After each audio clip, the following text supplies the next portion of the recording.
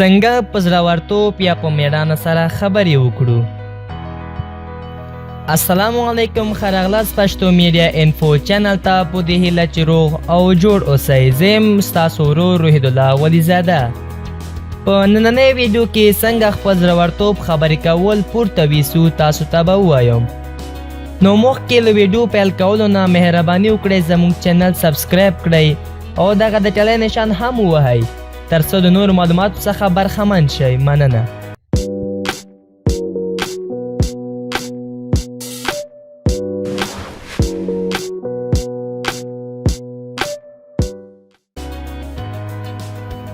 خبرې کول په یوه ډله کې شاید یوه ډیره ساده موضوع تاسو ته وي، مګر کله چې په یوه تالار کې یا په یوه مجموعه کې خبرې وکړو هغه وخت به پوهیږو چې دا کار څومره سخت او ستونزمنه ده.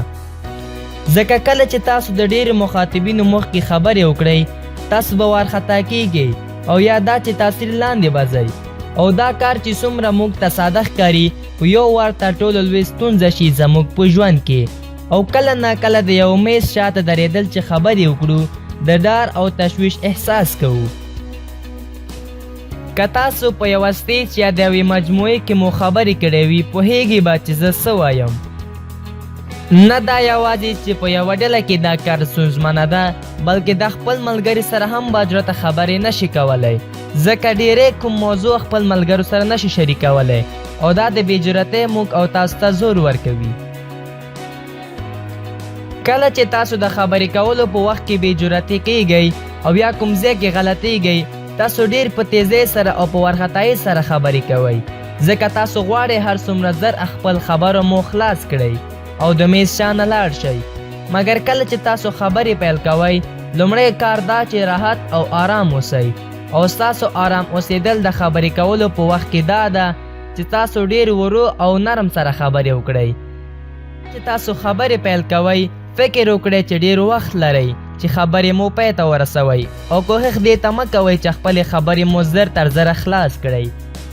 تر هغه وخته پورې چې ستاسو 120 نه تر 120 لغتونو په یوه دقیقه کې ووایاست تاسو ډیر په آرام او ورو خبرې مو وکړل. مګر کله چې د دې کلمو څخه ډیر په یوه دقیقه کې ووایاست دا په دې معنا ده چې تاسو معموله توګه نه مو په تیزۍ سره خبرې کړې ده.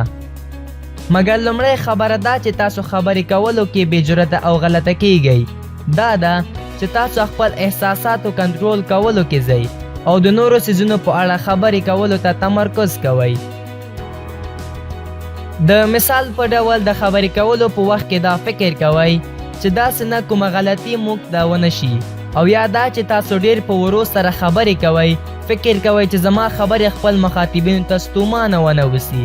د همدې په دلیل ستاسو د خبرې کولو په سپیډ کیږي. د دې ستونزې حل لپاره ښه دا ده کله چې تاسو پوهې شوئ چې په تیزۍ سره خبرې کوئ یوه شیبه خپل خبرې ودروئ او یو ژور ساه واخلئ او د هغه څه په باره کې چې غواړئ خبرې وکړئ تمرکز وکړئ. نه دا چې څه احساس کوئ او دا هم هیر کړئ چې خلک ستاسو په باره کې څه وایي یا څه عکس العمل تاسو ته ښایي، ځکه که تاسو خبرې کولو کې څومره چې د خلکو خبرې پسې وګرځئ په هماغه اندازه خپل خبرې کولو کې تمرکز له لاسه ورکوئ او په همدې ترتیب د خپل زړورتوب هم له لاسه ورکوئ.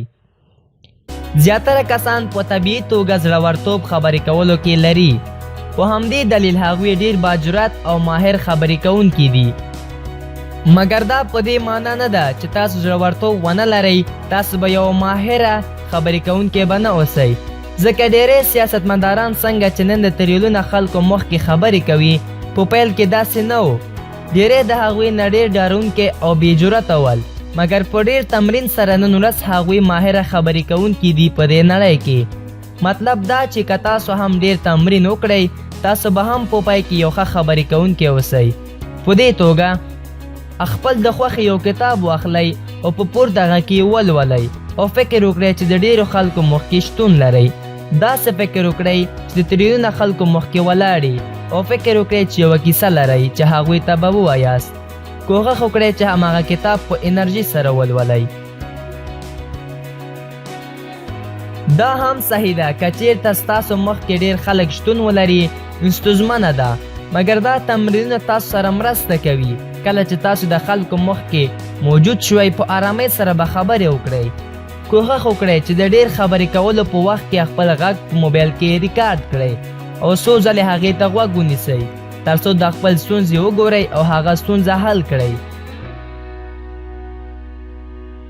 منندوی یم تاسو نه د دې ویډیو له لیدلو څخه. دا و د دې ویډیو معلومات. خدای دې وکړي چې یو څه مو زده کړی وي. تر بله ویډیو پورې خدای په امان.